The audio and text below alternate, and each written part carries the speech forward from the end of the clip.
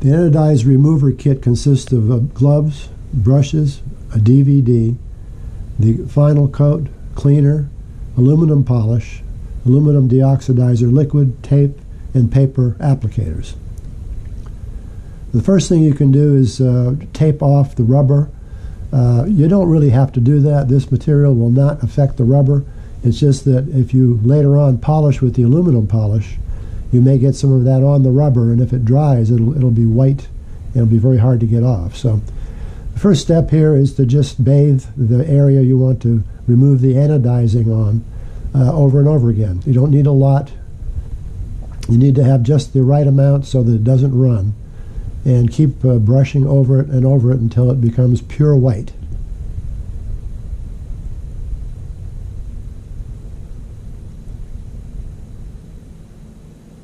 In these areas, like at the top that's not white, shows that the anodizing liquid has not penetrated the anodized coat yet.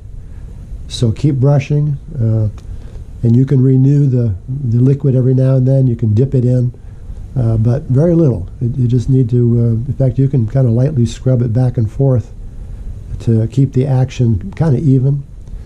And again, the goal is to get that area pure white, and when it is, that's when you can start polishing, and it'll come up to a nice shine.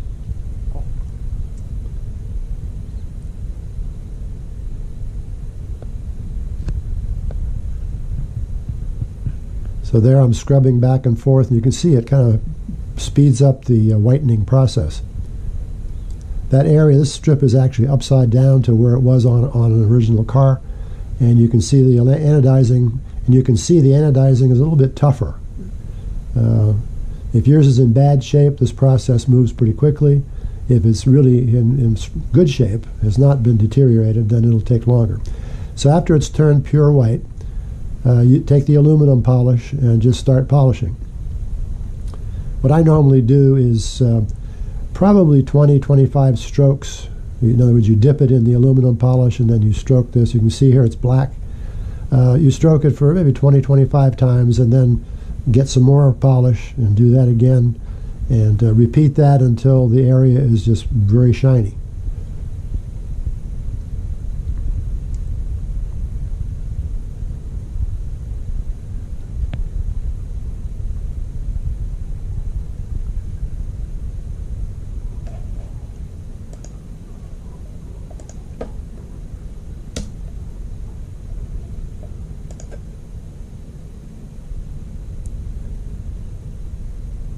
You can see it's starting to come up now a little bit, getting a little bit shinier.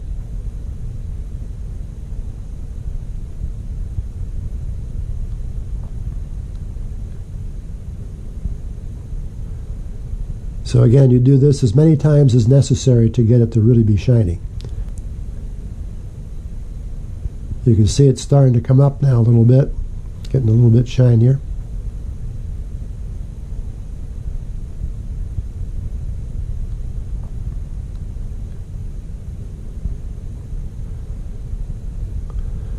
So there you have it. That's the final coat here. What you do now is take your cleaner and clean off the wax from the aluminum polish.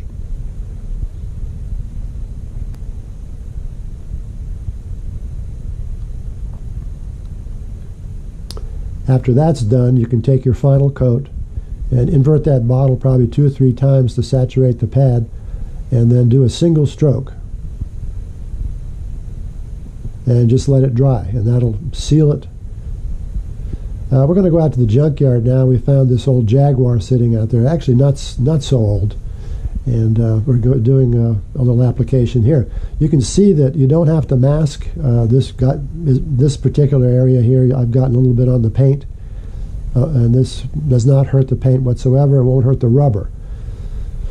But again, if you just want to be sure, you can mask off and just be careful, but not really necessary.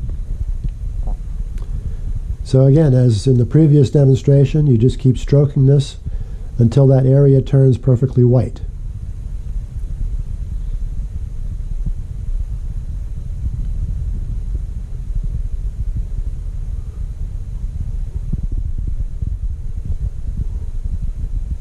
So there we have it. It's turning pure white. There are no dark spots in it.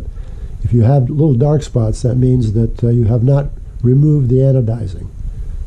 Like at the very top of that strip, you can see that it's not quite done. But this is just a demonstration to show you that this does not have to run all the way down the side of your car when you're doing this. So then we do the polishing, again, 3 or 4 times, or as long as it takes to get it to be a real nice shine.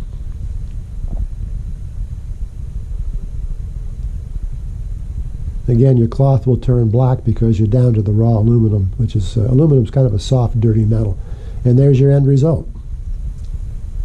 Here we found another car here, which is, I think that first one was a BMW actually. This is an old Jaguar, and we'll just do the same demonstration here. You can see it's oxidized.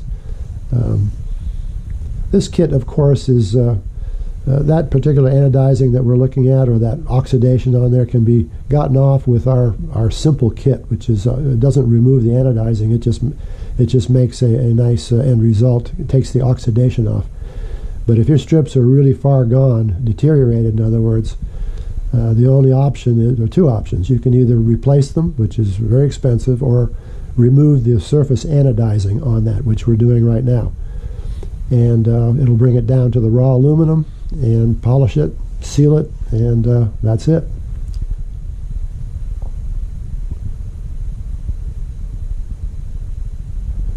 By the way, that's not a tattoo on my arm. It's just the stamp they give you when you go to the junkyard. Well, here we are, back down to polishing again. The area is pure white, and just do your polishing. 20-25 strokes, and then dip some more, polish, and keep polishing until it comes up shiny.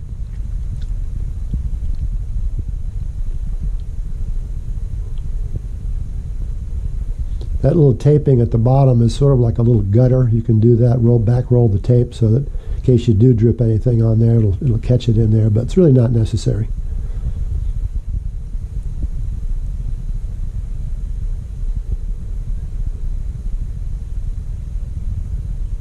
So there you have it. That's the final coat. Well, not the final coat, but that's the final result. It's very, very easy to do, and relatively inexpensive compared to redoing or replacing the strips. So that's it. If you have any questions, give us a call at 678-978-6995, or email us at mill1546@comcast.net.